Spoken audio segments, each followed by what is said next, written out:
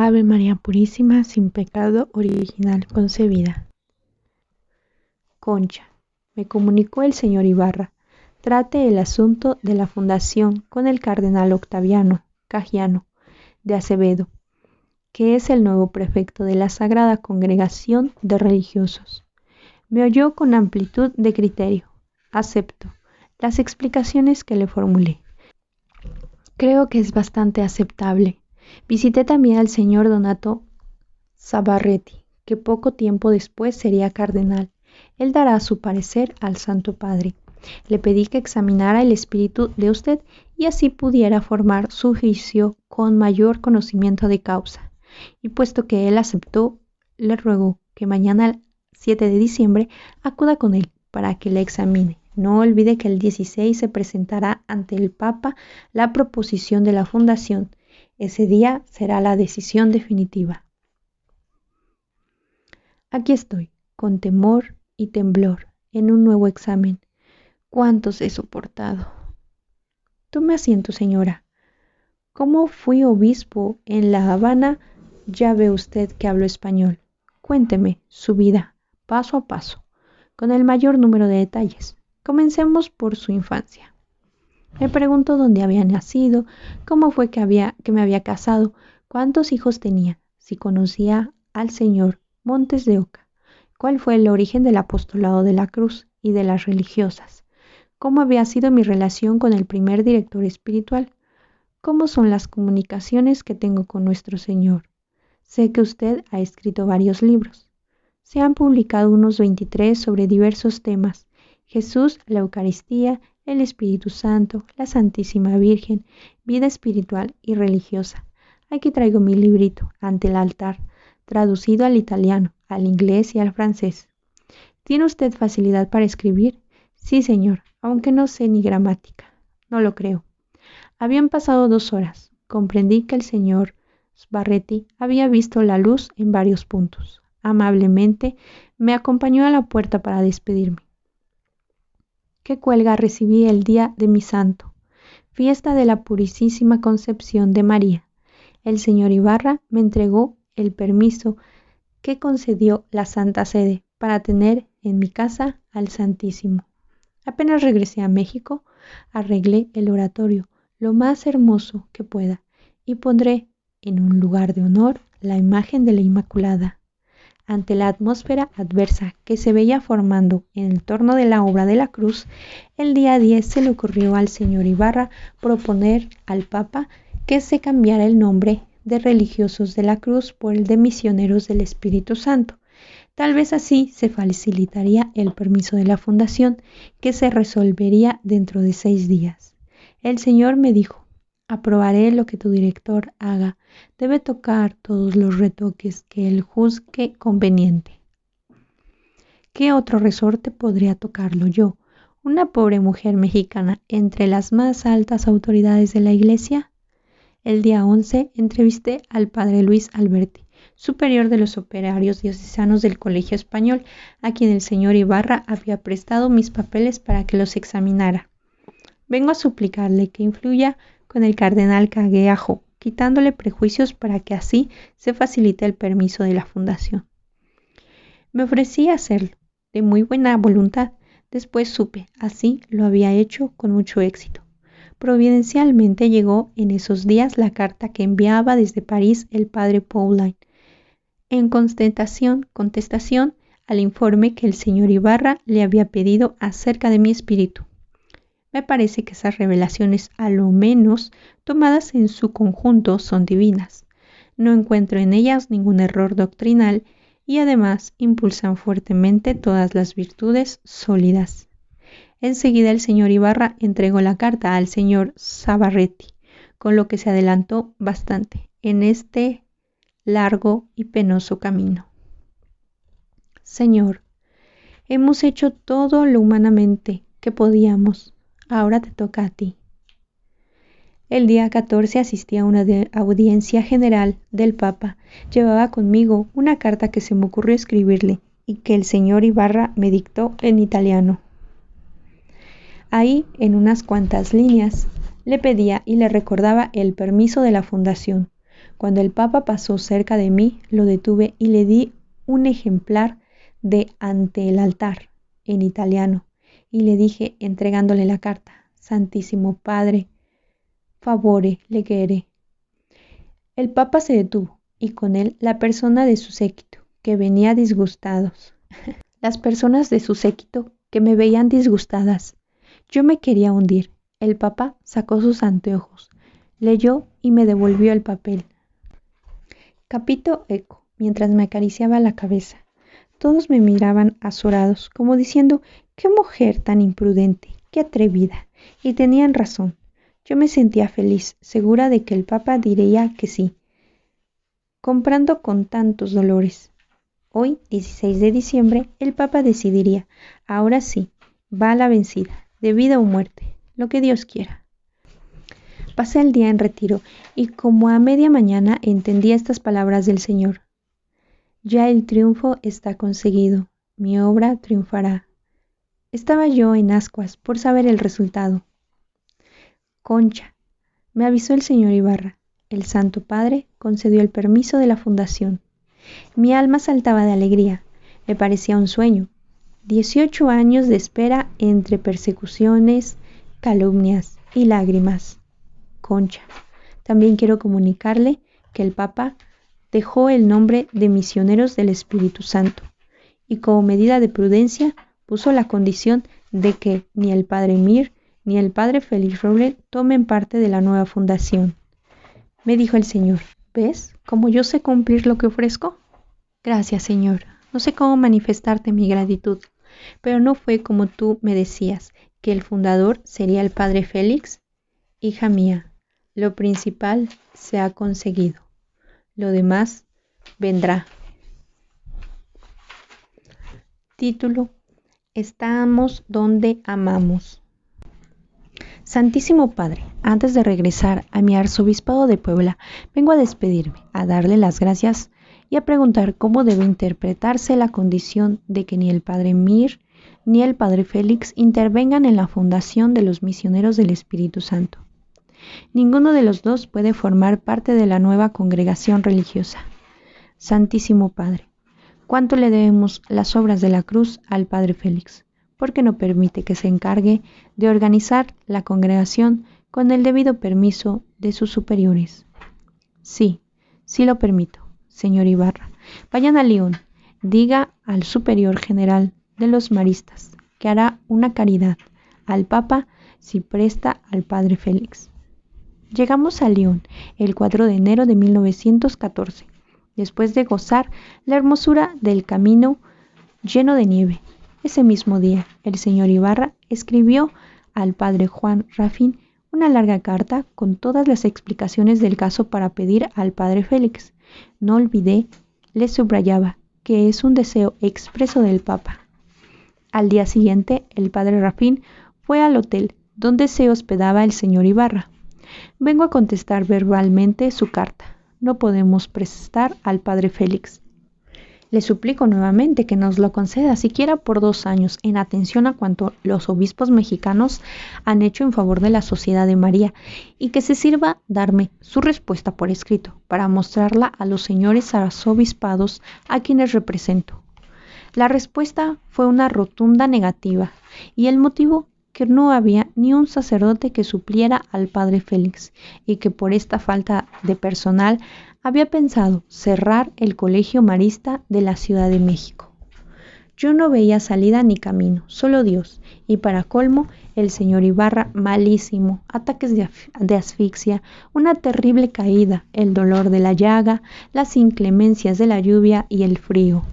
Después de 9 años de no saber del padre Félix, qué ganas tenía de verlo, estando tan cerca, a 43 kilómetros de la ciudad de Saint-Chamond, en cuyo colegio enseñaba español a los internos desde hacía 4 años. Padre Félix, le hablaron por teléfono de León. Padre, soy yo, María del Carmen. Usted era mi confesor en México. ¿Me recuerda? Venimos en una peregrinación a Roma y Tierra Santa. Ahora estamos en León, muy tristes, porque no le han permitido ir a México, a la fundación. Conchita pregunta si puede pedirle una palabra. Sí, por supuesto. Tomé la bocina, siquiera para despedirme del padre, pero me arrepentí. La dejé luego y me retiré. Me pareció más perfecto obedecer a Dios y hacer este sacrificio. De Lyon partimos a París. Apenas me había instalado en el hotel el 10 de enero de 1914 cuando llegaron el señor Jorge Greville y su esposa Isabel, que habían venido a Lourdes solo para conocerme. Conchita, qué gusto. Nos habían platicado tanto de usted. Vivimos un tiempo en México, cuando mi esposo fue embajador de Inglaterra en su país. Ahí conocimos al padre Félix, que fue nuestro director espiritual, y aún ahora lo sigue siendo. Así sea por correspondencia. El padre general de los maristas es también muy fino y consecuente con nosotros. Esta niña es nuestra hija Carmelita. La mayor, Georgette, entró al Carmelo de Lisieux y ocupó precisamente el lugar que dejó vacante Sor Teresita del Niño Jesús. Por eso tomó su mismo nombre. Con que los señores Greville eran muy amigos del padre general de los maristas, el señor Ibarra y esta servidora les suplicamos que fueran a Lyon a hacer la última tentativa a fin de conseguir el permiso para el padre Félix. El 12 salieron para Lyon y el 17 estaba de regreso en París con el permiso. ¿Que cómo lo conseguimos? Fueron las oraciones de usted, Conchita. Mi esposo y yo oímos con tristeza cómo el padre general se negó absolutamente a nuestra petición. Entonces se me ocurrió una idea. Padre, le dije, sé que usted está en un grave aprieto, pues por falta de personal se ve obligado a cerrar el Colegio de México. Podríamos ayudarnos mutuamente.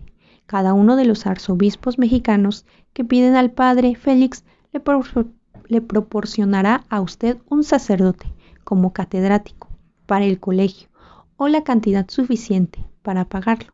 Y usted, a cambio, les presta al padre Félix para la fundación.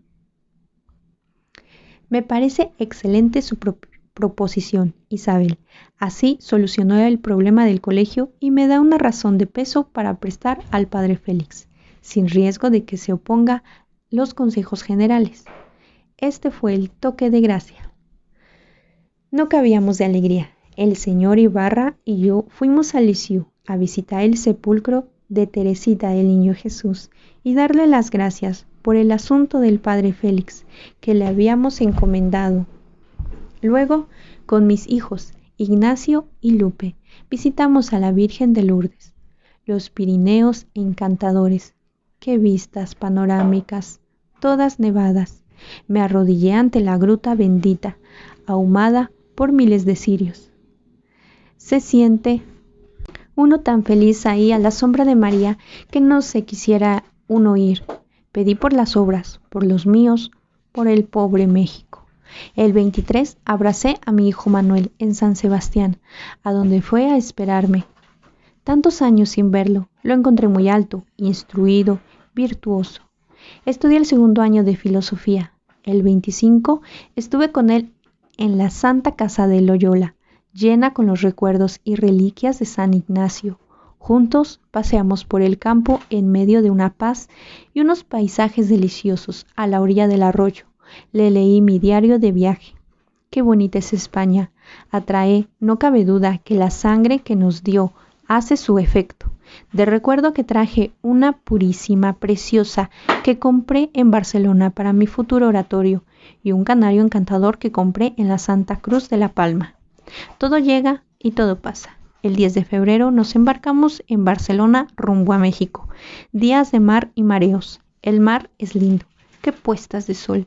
Qué arreboles. Dios mío, ¿para qué hiciste tanta agua? Pero los mares son horribles. Yo creo que en el infierno hay mareos. Cada noche el señor Ibarra rezaba el rosario con los viajeros y la tripulación. Salve, estrella de los mares. El 13 de marzo desembarcamos en Veracruz. Qué impresión tan dulce ver otra vez la tierra mexicana. Ahí estaban mis hijos, Pancho y Salvador, para darme la bienvenida. Pero me hacía falta mi Pablo. Apenas llegué a México, me fui directamente a la Casa de la Cruz para dar gracias al Señor y para ver a mi hija Teresa, que estaba feliz. luego a casa. La encontré llena de luz, de flores y obsequios. El 25 de marzo, fiesta de la encarnación del Verbo Divino. El señor Ibarra bendijo el oratorio y se quedó el Santísimo en mi casa. ¿De dónde a mí que el Señor venga a visitarme? Todo el día le di vueltas a ver qué estaba haciendo, a arreglar su altar, a decirle que soy toda suya, un sagrario más, muchos pecados menos. El 10 de abril, Viernes Santo, me dijo el Señor: quiero, hija mía, que se establezca la comunión dominical ofrecida al Espíritu Santo por manos de María en favor de la Iglesia y de mis sacerdotes, y que se extienda en las parroquias, seminarios, escuelas y comunidades religiosas. Todos necesitan levantar el grito al cielo por esa porción escogida de mis sacerdotes. Este impulso salvador necesita la Iglesia. Pon esto en conocimientos de tu director. Estos meses han sido de penas muy hondas. Mi hijo Pancho con sus negocios arruinados. El recuerdo de Pablo, que me sigue sangrando el corazón. El temor por la perseverancia de mi hija Teresa, que ha tenido una terrible lucha contra su vocación. La actitud de la Madre Superiora, que me ha obligado a retirarme temporalmente de las religiosas de la Cruz, siguiendo el consejo de mi director, y más que todo esto, la persecución que se ha recrudecido contra la Iglesia. Muchas religiosas han sido expulsadas de los conventos, templos profanados, confesionarios quemados, prohibida la misa y la administración de los sacramentos, cerrados los seminarios y las escuelas católicas, obispos que han tenido que abandonar el país o viven ocultos, perseguidos, como el señor Ibarra, que se ha refugiado en la Ciudad de México. Los carrancistas entraron a la Casa de la Cruz y dispersaron a las religiosas. Las novicias se fueron a sus casas. Sus padres temerosos las reclamaron: Señor, que cese la persecución contra la Iglesia. Mira que ya tenemos el agua al cuello, solo tú puedes salvarnos. He querido conmover hasta las más ocultas fibras de la nación y de la Iglesia. Necesitaba el clero esta sangría y la nación entera lavar sus pecados. No solo es un castigo lo que pasa, sino también una purificación. Fecunda por la persecución, la Iglesia dará muchos frutos. La tormenta pasará y vendrá la paz por el Espíritu Santo. Ha llegado el tiempo de que se desarrolle su devoción y su reinado. Sin combate no hay victoria. Yo velaré sobre lo que es mío. Concha, aquí estoy. Después de 10 años de no verlo, el 24 de octubre llegó inesperadamente a mi casa el padre Félix. Bendito sea Dios que le ha dado tan grande fe y perseverancia. Ahora que llegué a Veracruz, me encontré al señor Francisco Orozco, arzobispo de Guadalajara, que huía a La Habana. Me puso al tanto de la persecución y por eso se extrañó de que estas circunstancias yo viniera a la fundación. Padre, me dijo, hoy no estamos para fundar nada, ni siquiera para ejercer el ministerio. Mejor véngase conmigo a La Habana, que yo le ayudaré.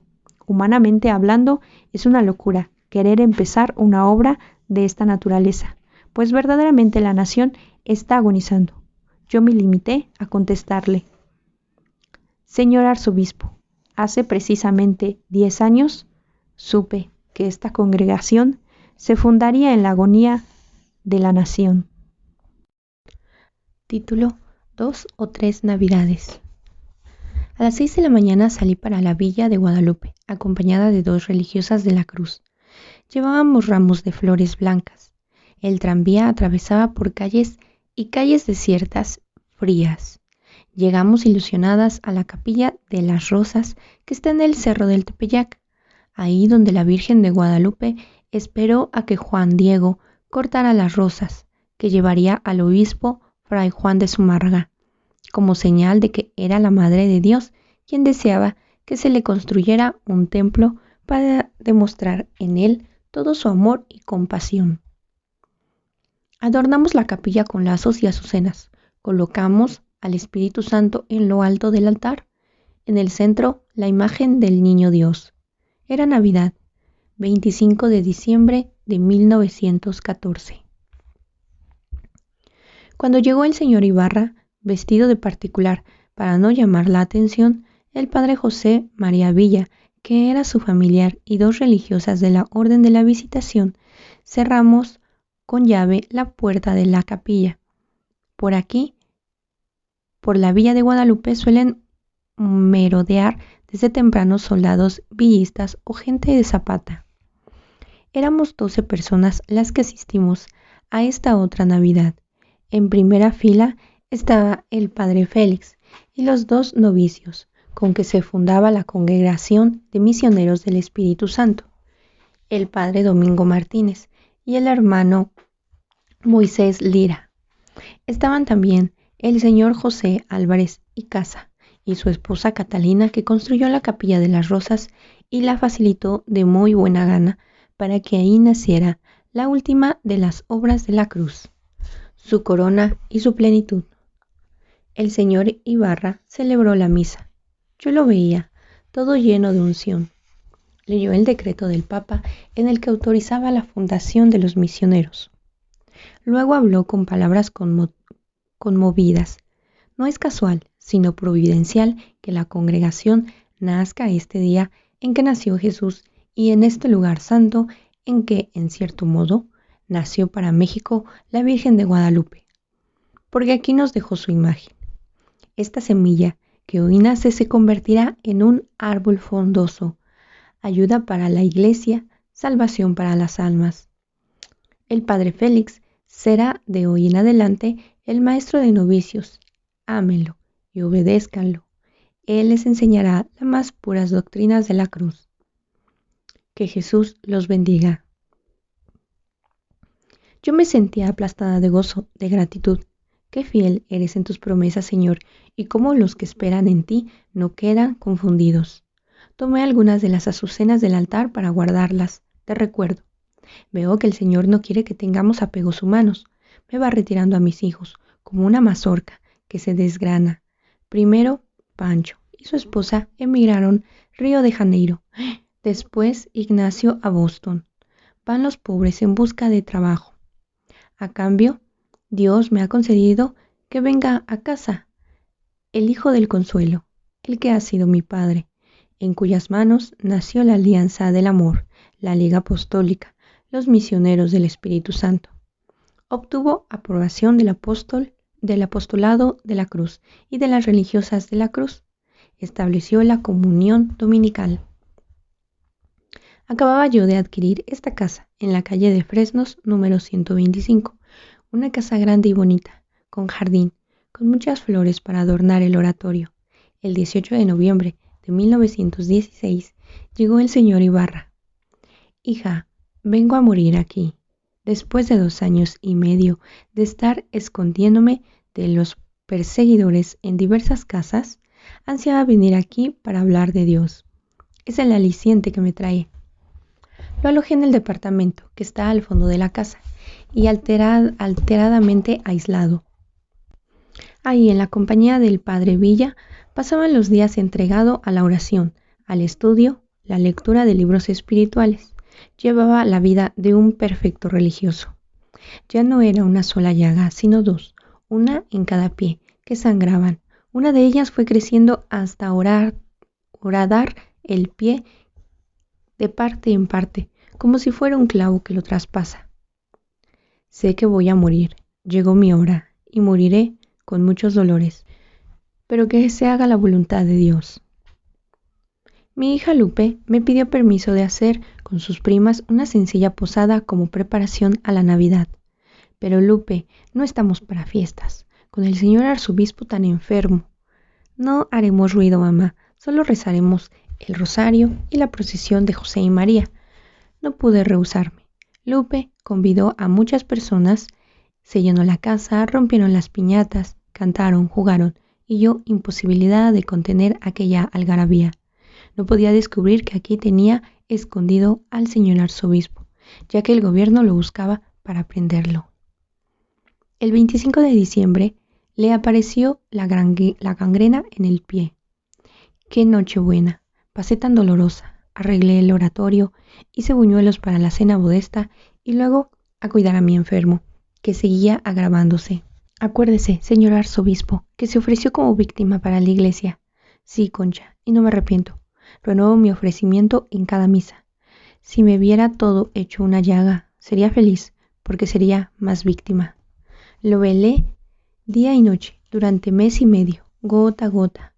Apuró su cáliz, viendo deshacerse cuanto había promovido en Puebla, su universidad y seminario, los laboratorios y la biblioteca, destruidos, su casa ocupada por los revolucionarios, los muebles arrojados a la calle. Yo era testigo de sus calvarios interiores y exteriores. Sentía yo como si Él fuera nuestro Señor, como si reprodujera sus humillaciones y su pasión. Quería solamente que le hablara de Dios y de la Santísima Virgen. La víspera de su muerte, pudiendo apenas hablar, agotado por los sufrimientos, rodeado de numerosos sacerdotes de Puebla, les dio las últimas recomendaciones.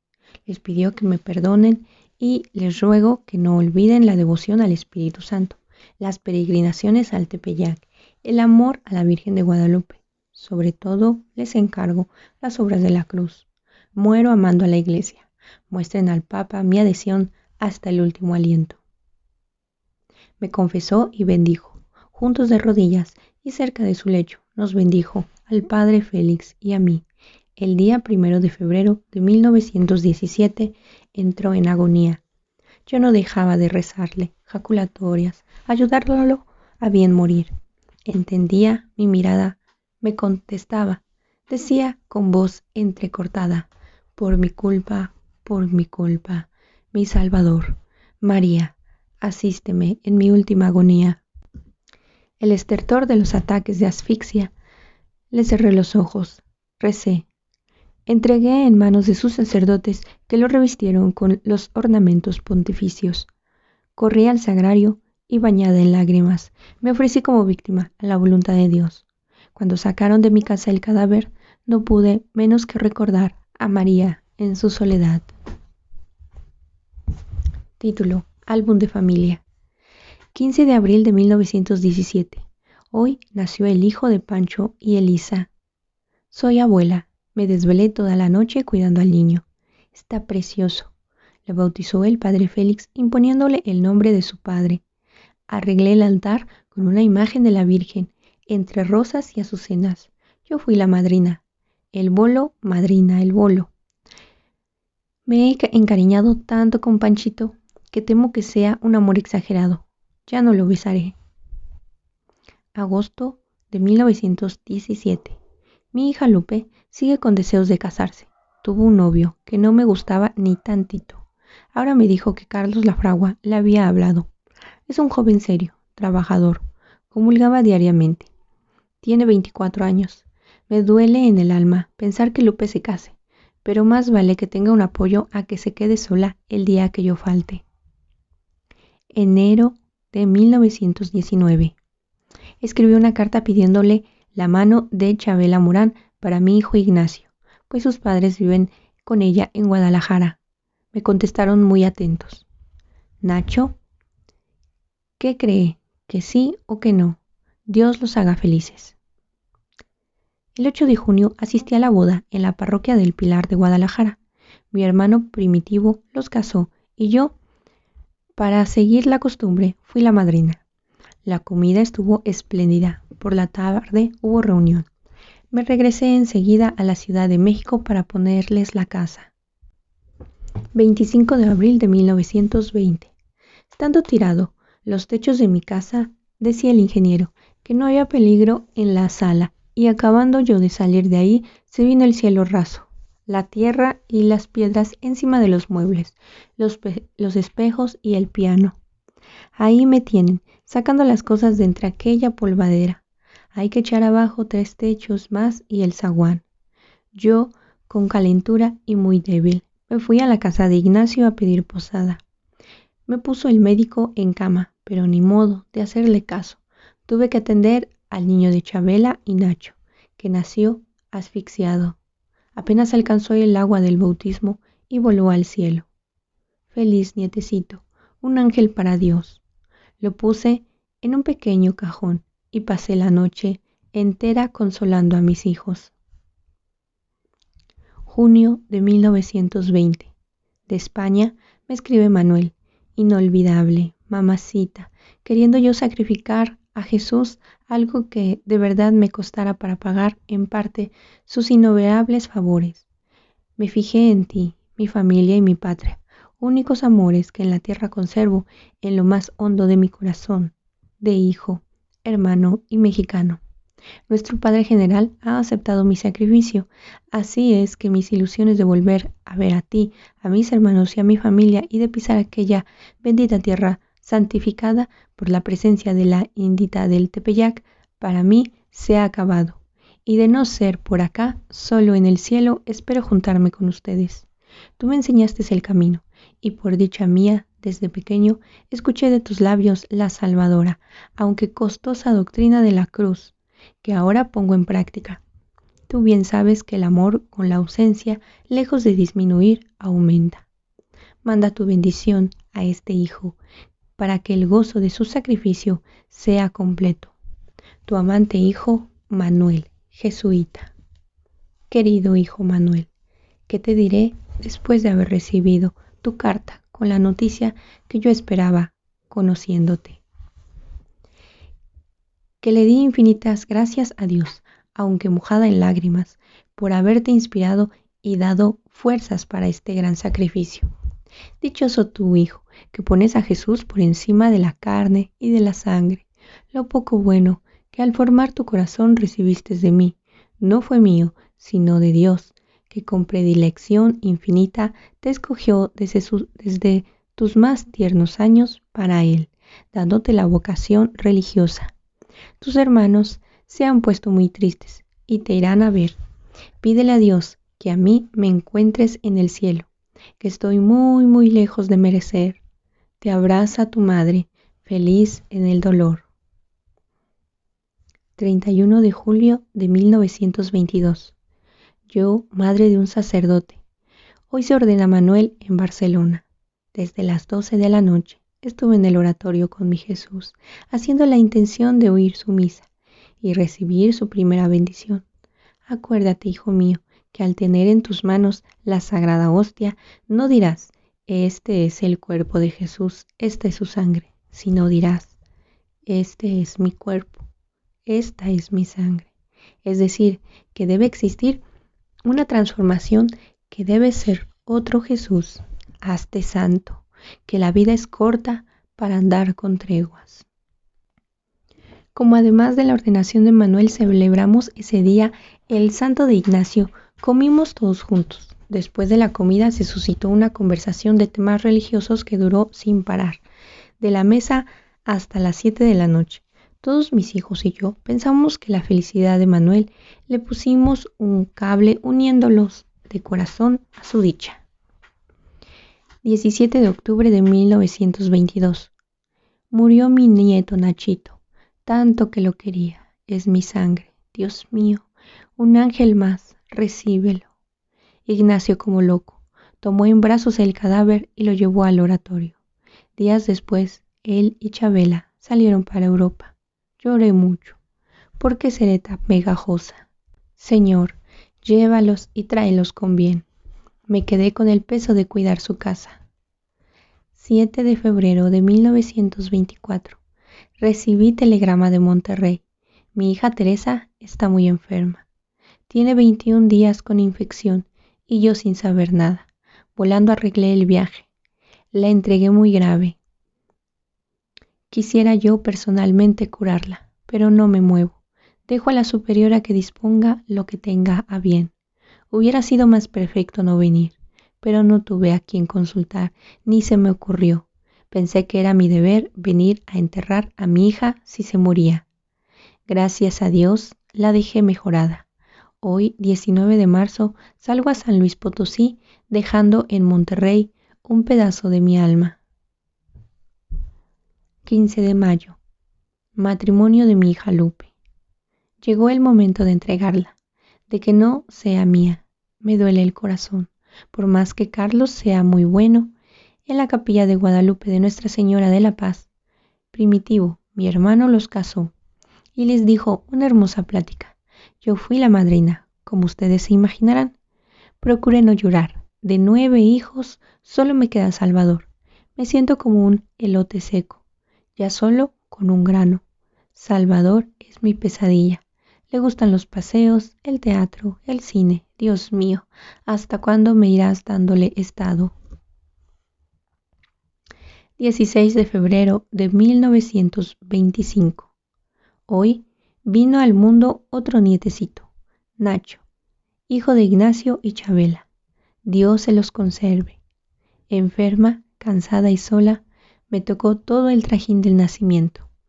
El 9 de abril volví a ser abuela. Nació María Teresa, hija de Lupe y Carlos. Yo en cama, sin poder ayudar a Lupe, ni conocer luego a la niña por no contagiarla. Adivinen quién fue la madrina del bautismo. 19 de diciembre de 1925. Parece que estoy viendo a mi hija. Entró Teresa a la capilla con un cirio encendido, pura, radiante de emoción. Pronunció sus votos perpetuos con voz tranquila y sonora. Venía una hermosa voz cuando cantó el salmo, Ven, esposa de Cristo. Ahora él la llamó para siempre. Sus hermanas religiosas en Puebla y en Monterrey, donde estuvo, la amaron mucho. Fue una compañera fiel, sonriente, servicial. Tenía 35 años. A los ojos humanos, una vida sin historia. De Monterrey la trasladaron muy grave a la Casa de la Cruz, de la calle de Mirto, en México. Qué dolorosa impresión. Ya no conocía, no podía recibir el viático. Le dimos a tomar una hoja de rosas que bendicen en la basílica, pidiendo a la Virgen de Guadalupe que pudiera comulgar. Volvió a su razón, recibió los sacramentos. De todo se dio cuenta.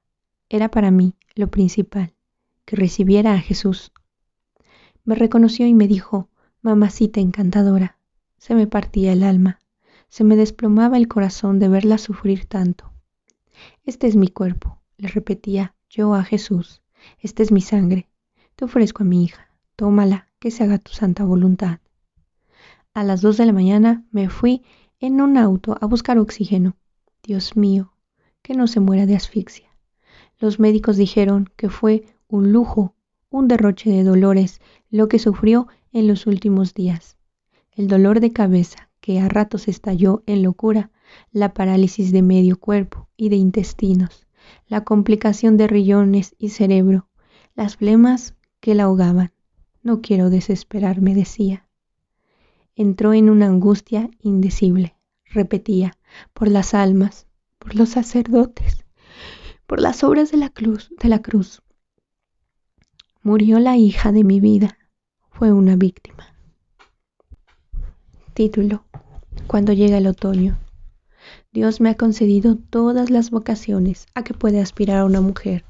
He sido hija, hermana, novia, esposa, madre, viuda, suegra, abuela, bisabuela y religiosa. Me toca recorrer la última etapa de mi vida. Ahora me dijo el Señor, tienes que imitar a María en la soledad, en que vivió después que yo subí al cielo. Estos últimos años de María son casi ignorados y sin embargo fueron de una importancia capital. Para su corazón, el manantial de la amargura, el depuramiento de su amor, y para la iglesia naciente, una fuente de gracias. Tú tienes que ser un eco fiel de esa madre dolorosa. Te falta el martirio, del puro abandono mío, del desamparo, que purificado compra gracias. Con tu dolor obtendrás las que necesitan las obras de la cruz, los sacerdotes y mi iglesia. Al morir el señor Ibarra, tomé como director espiritual al señor Valverde, al que no podía ver con tanta frecuencia, que yo deseaba, porque además del trabajo pastoral de su diócesis de León, preparaba un estudio sobre historia de la filosofía en México y se encargaba de levantar el monumento, votivo nacional de Cristo Rey, en la montaña del Cubilete. Por eso me aconsejó que me confesara con el padre Guillermo Trister, profesor del Seminario de México, un alma muy hermosa. Jesús, manso y humilde de corazón, haz mi corazón semejante al tuyo. Beata Conchita de Armida, ruega por nosotros.